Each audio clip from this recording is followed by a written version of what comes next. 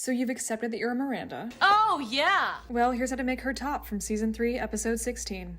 The one where she literally gets ghosted.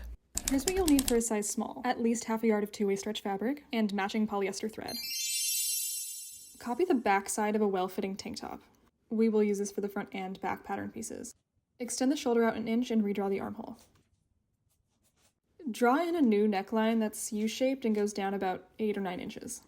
When you cut them out in the fabric, make sure the stretchiest part of the fabric goes left to right.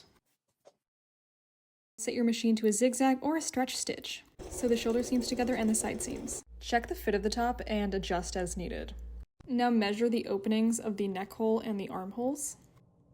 The length of our binding pieces will be about 90 to 95% of these measurements. Now cut some strips that are 90 to 95% of that length of the armholes, and make sure they're at least twice as wide as your seam allowance. Then cut a strip for the front neckline. Now sew the ends of the armhole strips together.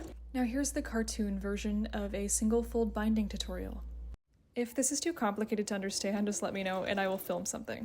Now here's a really detailed tutorial on how I did the scarf part. Cut a rectangle that's 6 inches by 45 inches. Sew it as shown, leaving a gap in the middle the length of the back neckline.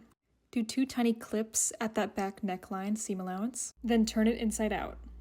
The scarf is attached to the top in a similar way to how the bindings are attached.